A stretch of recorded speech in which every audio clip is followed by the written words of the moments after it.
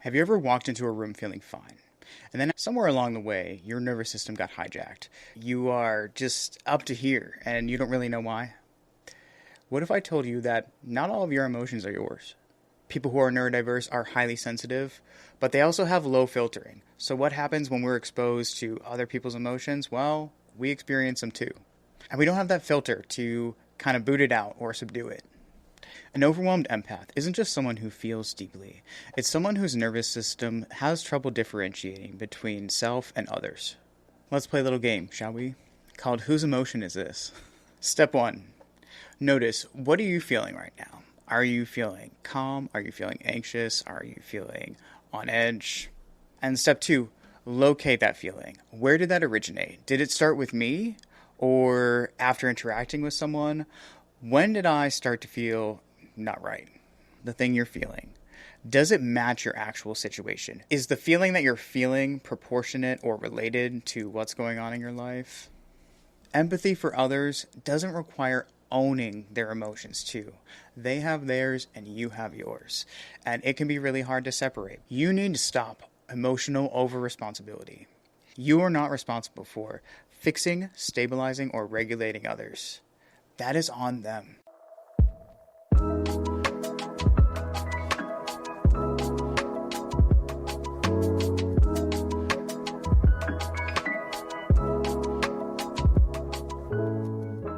Have you ever walked into a room feeling fine? And then after you leave, you realize that somewhere along the way, your nervous system got hijacked. Nothing bad happened, but you are just up to here and you don't really know why? What if I told you that not all of your emotions are yours? I've had days where nothing even ever happened to me, and all of a sudden I'm feeling anxious, overwhelmed, like I want to shut down, and you have to trace back your steps to figure out where that happened. And it took me way long to realize that I was carrying other people's emotional states. People who are neurodiverse are often empaths, meaning that we can feel and experience other people's emotions around us. So if you're ADHD, if you're autistic, if you're neurodiverse, and you feel like you absorb people's energy, their emotions like a sponge, you're not too sensitive. You just haven't learned filters yet. And that's something that's really important. Hey everybody, what's up? My name's Ashley. I'm a neurodiverse life coach helping people who are ADHD and on the spectrum find their purpose, find their flow, and live a life that aligns with who they are and how they function. It's not just neurodiverse topics we talk about here. We talk about everyday help for neurodiverse folks, everyday help in general for everyone, and the weird and wacky stuff that's going on in the world. Anything that I feel like helps you evolve as a human, as a person, as a neurodiverse person. Every day we're just doing better. So if you'd like more content like that, like this video, subscribe to the channel. I put out new videos every week.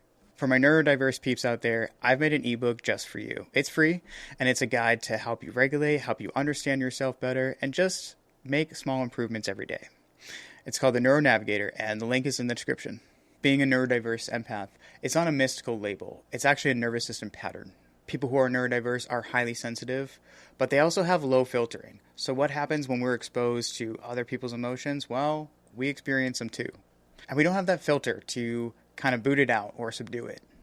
It's not just that you're empathetic, it's that your nervous system is permeable. An overwhelmed empath isn't just someone who feels deeply. It's someone whose nervous system has trouble differentiating between self and others. So what's the science behind that? When it comes to ADHD, that lower emotional inhibition, we are good at sharing our thoughts and feelings most of the time. We're certainly good at feeling them. We are quick to react to emotional input, but we have difficulty downshifting, and that's where the problem lies. With autism, you have heightened sensory and emotional input, pattern recognition of those subtle cues that most people don't pick up on. Those micro expressions, the body language, the subtle little things that people say that have an undertone. We tend to pick it up. But never when it's to us, which is the most annoying thing ever, I have to tell you. Being great at observing other people's patterns and what's going on with them, but then being in a situation yourself and you don't understand what to make of what someone's saying to you or the way they're acting around you ever, it's really annoying. But we do have gifts when it doesn't apply to us. And you can feel everything. but you struggle to process things in real time. So what happens is there's that after effect where everything seems okay, and then all of a sudden you're feeling overwhelmed and you don't really know where that came from. So if your brain is already processing too much, adding other people's emotions on top of that is a recipe for overload and overwhelm and shutdown or breakdown. So what does this look like in the real world? How does it manifest itself? 1, when someone else is anxious, suddenly you're feeling anxious. When someone's irritated, you feel on edge. You don't really know what's coming next, and you're just always anticipating. You tend to leave conversations replaying it over and over and over. And somehow you feel responsible for fixing other people's emotions. It's hard for you to tell, am I just upset or did I just absorb something? And then there's the after effects. You've got that social hangover. You don't really want to go out. You just want to go home, go veg, shut down. You zone out. You are irritable with no clear cause. Everybody around you is going, what the hell's wrong with that guy? That's why. And then you kind of feel this shame, this guilt for needing some space afterwards. But the reason is you don't just experience conversations, you actually carry them. Let's play a little game, shall we? Called Whose Emotion Is This? Step 1. Notice, what are you feeling right now? Are you feeling calm? Are you feeling anxious? Are you feeling on edge? What's your feeling right now? And step 2, locate that feeling. Where did that originate? Did it start with me? Or after interacting with someone? When did I start to feel not right? And then let's do a reality check. Does that emotion, the thing you're feeling, does it match your actual situation? Meaning, is the feeling that you're feeling proportionate or related to what's going on in your life? If the answer is no, it's time to separate that and say, you know what? Maybe this isn't mine to carry. Empathy for others doesn't require owning their emotions too. They have theirs and you have yours. And it can be really hard to separate. So in order to fix this problem, you ask, what do you do about that? I understand what's happening and I understand that I took on other people's emotions. What do I do about it? Well, next time you go out, we're going to practice something different. You need an emotional boundary. What does that mean? It's not something you tell somebody. It's not something you talk to somebody about. This is something that you do just inside your head. Imagine, if you could, a filter, a shield, a bubble, something to protect you when you go out. Try to visualize that. And it shouldn't be something that it doesn't block connection. It just filters intensity. It protects you a little bit from the intensity of the world and everybody else's emotions globbing onto you all the time. So you could imagine a mesh screen. You could imagine a volume dial where you can turn the volume down around you of people's emotions and all the noise and all the chatter and everything else going on. You could do a glass wall, a glass bubble. I personally like the etheric bubble, the white or blue bubble that you can just kind of imagine hovering around you at all times. It keeps you safe, but it keeps you present. You're allowed to be there and see what's going on and interact with people, but it's not affecting you the way it used to.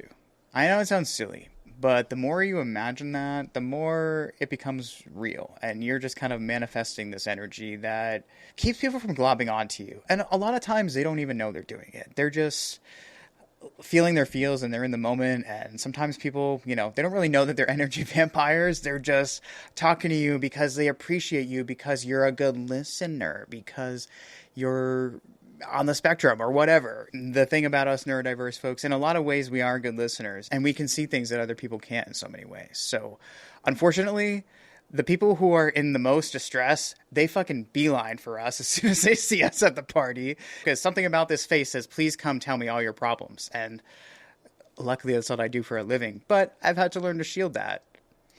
And it can be really crazy. So use your shield, use your bubble, visualize your own. I gave some examples. Visualize what works for you, but have it be something that is somewhat permeable, that you're visualizing that way, that, you're not shutting people out. You're just deciding how much gets in. No. Thinking alone won't fix this. You need a body-based method to help you calm down in these moments. Thinking alone doesn't regulate you. It's about sending your body signals of calm, of peace, of safety. So you can sit with your feet on the ground, push them into the floor, have a moment, take a few deep breaths. You can put cold water on your wrists, on your face, just to regroup. You can do slow exhale breathing. What I mean by that is you inhale, but then you exhale like at least doubly long. So if you inhale for 4 seconds, you exhale for like 8 seconds. Just slowly push it all the way out until you can't anymore. And then pause for a sec, and then inhale again, and then do a long exhale again. Do that like 10 times. If you stretch through this area, through your chest, through your shoulders, it helps open things up. It helps you take deeper breaths, and it helps you feel more regulated. If you tend to like to jot notes, this might be a good exercise for you. Ask yourself 3 questions, write them out. What did I pick up? Meaning, what emotions, what gobbledygook out there in the world did I pick up and kind of let attach to me today? Question 2, what was actually mine? What emotions out there did I bring home with me that are mine? And then for the ones that aren't you, ask yourself, what can I release? Write that down. Write down what you're supposed to be releasing that doesn't really belong to you, that belongs to somebody else or something else. Or frankly, you were just tripping out about it and it's not something that you should be focused on anyways. Whatever it may be. It's important to consciously release these things because if you don't consciously release it, your body will hold it. And you will feel that eventually. So what do you do before you go out, before you go into those social settings, right? Set an intention. I will stay in my own lane emotionally. And then check in with yourself periodically before and during the event. Have I let something get away from me? And what do I need to do to get back to baseline? Okay. Now, after those social interactions, what are you doing? You're going to go home. You're going to get to whatever, a quiet place. 10 to 30 minutes of solo reset. Do what you need to do. Veg out for a minute. 10 to 30 minutes minimum. Don't start making decisions.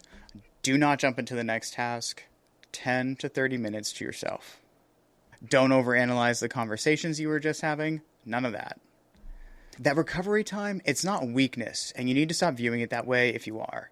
It's maintenance. You have nervous system needs that the neurotypicals just don't.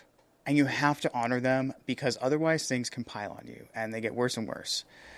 So to avoid the shutdown, the breakdown, the crash out, do what you need to do to reset after an event, after an interaction. You need to stop emotional over-responsibility. What does that mean? You are not responsible for fixing, stabilizing, or regulating others. That is on them. Replace your thought of, I need to make them feel better, with they're allowed to have their experience. Being compassionate doesn't mean taking on the job of regulating everyone around you and being that person with your finger in the dam always. That person always gets screwed. The person that's sitting there holding everything together with their finger in the dam, that person always gets screwed. And you're doing your nervous system and your mental health a serious disservice by not recognizing that and not doing anything about it. I'm going to share a client story about this, and this one is a doozy, so I hope you appreciate it. A client called me in crisis once, and I was like, oh fuck, am I qualified for this? And I was, and it worked out okay. This particular client has a traumatic past, and emotional regulation in general can be difficult, but especially if someone around them is experiencing serious dysregulation. And he was with a friend who apparently was having some kind of time. And he was telling me what was going on and how it got weird, and this person was being weird. And I was like, maybe it's him. Maybe he's the problem right now. I was trying to discern what was going on. I realized that person was kind of hammering him with just stuff, just like their own emotional stuff. And it was really pushing him towards the brink of mental health disaster. I was like, hey, you have to leave, right now, leave. It was crazy because the moment he drove off down the street and I was on the phone and all of a sudden better. I was like, you need to do this exercise. I took him through a couple breathing exercises just to slow everything down. And I was like, this was not you. You were just responding to the emotions that were coming at you that honestly made no sense, but you were in the middle of it. you got to do what you have to do to protect your safety. And I was able to help this person protect their safety in that moment. When it comes to being neurodiverse and not understanding these things, and add some mental health stuff on top of that, it can be really hard to identify what is real and what is fake, and where the feelings are coming from in those moments where things just ramp up really fast. That's my client story that comes to mind about that, because it was kind of a wild one, and it taught me a lot. It taught me just how quickly someone can go from being on top of things and in great shape and doing all the right things to ending up in crisis. That client learned a lot from that experience. He was like, oh, wow, I really need to be careful being around anybody who also has CPTSD, because if they are kind of unhealed, the way they act can come across as very narcissistic and really kind of unhinged. And that's what was happening to me. And it put me right back in that place. And I had no idea what was happening until it was happening. So just be mindful out there. Work on your situational awareness when it comes to stuff like this.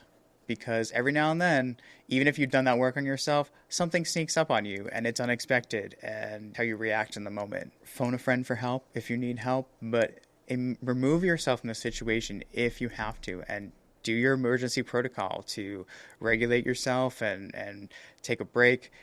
Don't come back if you can't come back. Go home if you need to. Honor yourself in those moments. I want to be so clear that your empathy is not the problem. Empathy is one of the most wonderful things in the world, and it's the thing that keeps the world turning. Love, compassion, and empathy are the things that keep the world turning. It's just your lack of emotional boundaries that's overwhelming you. Sensitivity is a strength, but regulation is the skill you need to acquire to balance it out. It's not about hardening yourself. It's about making that differentiation. So the next time you feel overwhelmed after interacting with someone, ask yourself this. Is this emotion that I'm feeling? Is it actually mine? Feeling everything doesn't mean you have to carry everything. Your nervous system just needs a filter. And you can care deeply without collapsing under it. So this week, track one moment where you absorb someone else's energy, someone else's emotions, and practice separating from it. You've got this. Till next time.